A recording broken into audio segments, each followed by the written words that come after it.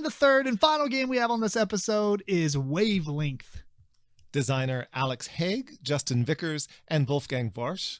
The artist is Hvass and Sofie Hannibal, and the publisher is Palm Court. So Wavelength is a party game, and if you're watching the video version of the show, we actually have it on display because in a minute we're going to do a round of an example just to kind of have fun.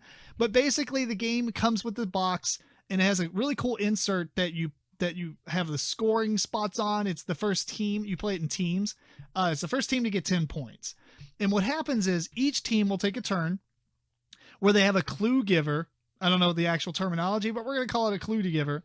And the people on your team need to use what he says or she says and kind of read their mind and get on the same wavelength. That's right. I think, the clue giver is the psychic. The psychic. There's basically this giant dial that kind of reminds me of a steam gauge. You know, when steam is used in certain components and stuff and this little needle moves. So what happens is before the player, the psychic will say anything, they will spin this wheel and the lid is closed on this, the kind of like a visor is put over top the gauge. So no one else can see what happens when it spins. They'll secretly look at it. And this is going to have a tiny wedge of colors, and it'll have like a teal line, which is basically perfect. You get it. That's where you want your team to guess at. And then if they get a little further away, it might be worth 2 points or whatever. And so it's like maybe a 20-degree, 25-degree arc, or like wedge. Yeah. And so most of this 180-degree surface is blank except for that little wedge, but it's randomly placed. Anyway, the psychic is going to have a card that might say small or large, or maybe natural and unnatural. It's usually polar opposites. In this case, it's going to be newbie game versus advanced player game. All right. Wait, there's a whole bunch of examples, like tiny, small, which is kind of an interesting one. There's a bunch of them, or it might be truth or false and stuff like that. Or a widely known, what was that one? Widely known fact or lesser known fact. Yes. Once you get your polar opposite, then you have to decide, how can I say a clue to my team so they will put this red dial in the right spot? Because once you reveal the visor and it shows where the scoring area is, you want your team to have placed that needle as close to that teal line as possible. As close to the target on the spectrum as they can. Correct. And so if it's like small to large, you might say, I don't know, a car. But then they start talking like in relation to what? Right, the world. Because there's a lot of stipulation, or there's a lot of things that you can't say during the clue giving. Basically, if it sounds like you're cheating, you're cheating. Exactly. Yeah. Nothing with numbers or percentages. Yeah. Like half of 10. Right. No ratios. 20% of a banana. Yeah.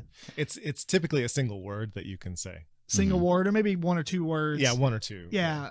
So you can't say 2 different things like, the speed of an elephant if he wasn't moving, or, Yeah, it has to be one single proposition. Correct.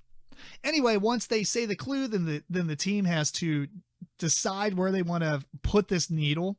And then before they reveal what the answer, or where the answer or scoring area is, the opposite team gets to decide if they think that the correct answer is on the left-hand side of the needle where the other team placed it, or the right-hand side.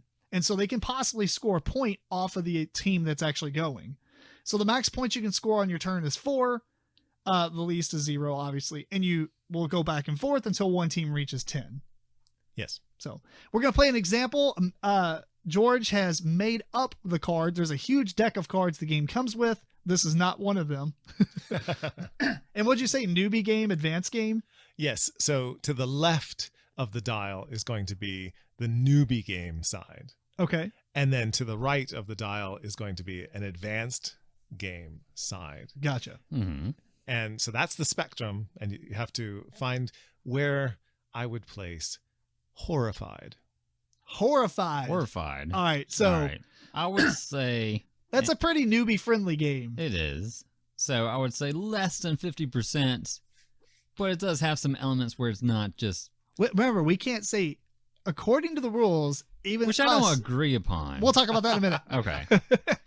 But you're not supposed to say, well, I think it's about 20%. Right, because you're more or less trying to think You of get on the in their same head. wavelength. We got to be in their wavelength. I'm thinking of the answer. He's thinking of the answer. Now, I agree with you. I think it's going to be on the lower end, but not like super low, like something that you would find like in the classic game where anybody can play it, because it is more like the pandemic level-ish. Right. So I should mention that at this point, I can't actually say anything or give any facial clues, etc. That's I just true. have to think very hard of what the answer is. You're trying to use your brain power to give us the answer. we joke that you need one of those nylon or like ski mask that you put on so you can't see any facial. They can't react to anything. So I'm going to put it where I kind of feel it is, and you let me know if you feel it should go more to the left or right. I feel like Right, yeah. yeah. Eric's he's going to put it. We are going to use percentages in the video or in the podcast though, which is maybe 25. You say 25? Something like that, right. Something like ish, 25-ish %. If this was a clock and people listening at home, 9 o'clock is going to be all the way to the left. Probably be 3 about o'clock is all the way to the right, and noon is straight up and down. What time is it? maybe about 10. 10:30. All right, that's what we're going with though. All right. So now the other team, if we had one, would decide. If it's left or right of that red marker, Right. or red So needle. I mean, there's a lot of space on the right-hand side because you're going from 10 to 3 and not so much between 9 and 10. Mm-hmm. And they would make that decision. There's a little spot on the board in the board game box to put that little crystal marker or whatever it is. Yeah. And they would get a point if they chose correctly. And here's the reveal. Bam! Oh. Where are we at? We overshot it a little bit. Did you get points? Did we get points though?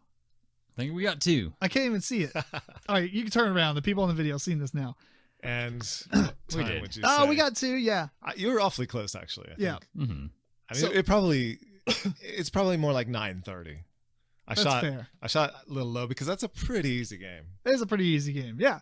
And so we would score 2 points. The other team would score possibly 1 if they, because it's about the teal line and where it's at. Actually, if they said it was to the right, they wouldn't have got any points. They'd have to say it was to the left. Correct. So Yes. they'd have to pick the smaller area. But Right. you really do have to sort of figure out the person giving the clue, what is their opinion? Exactly. And what do they base that on? Because you could argue, well, it's nowhere near as easy as cockroach poker or, Right. you know, there's all these other games out there. So Mhm. you could make a case for And then just you about say that anything. and you're like, oh, they haven't played that. Yeah. Now, I think this was probably a little bit easier of a question, though, because otherwise, some of the other cards, you know. Oh, yeah. Derivative versus original. Yeah, that's the first one. What is it? Yeah, or guilty pleasure versus actually just bad. Oh, wow. That was funny.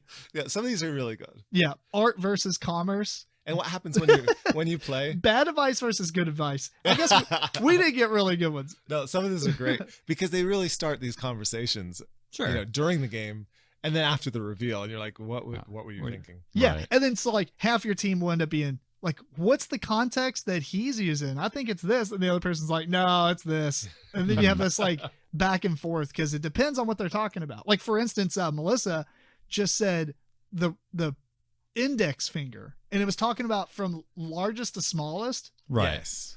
And immediately I wasn't even on their team. And I was thinking, in comparison to the other fingers. And then everybody on y'all's team was like, compare. We're like, well, elephants are big. It was pretty funny. Yeah. It turns out you were actually correct. She was comparing it to other fingers. But then I started thinking, does she include the thumb or not? Right. So yeah, it's really kind of interesting dialogue. Yeah, there's just so many ways that it can go. And another one was small and tiny. So you're Right. They're you're both, yeah. it's already kind of a weird spectrum. And then the She clue said was flea. no, she said gnat. Oh, a gnat. That's what it was. So then we're thinking, okay, it's got to be insects because we had just done the figure one. So we learned and we said, okay, so fleas are smaller, Mm. or are they? And then it just went from there. But is it grain of salt? Adam. Does it have to be? Yeah, absolutely. Does it have to be an insect? No. Because that person might actually not have thought about that. Be like, oh, yep, that's a bad. Yeah. So So. it's really tricky. Yeah.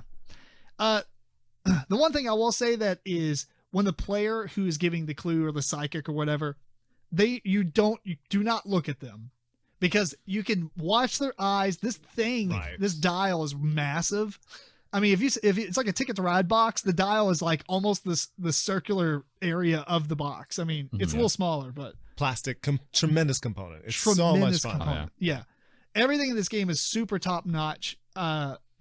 But like when they're looking at where after they randomize the spinning and then they open it to look at it, sometimes if it's like far off to the left or far off to the right, their head's just like staring. Yeah. So there is like some minor things you have to kind of like house rule, like don't look at them while they're looking, and then once they put it back and then they set it up and everything, then you can look at them.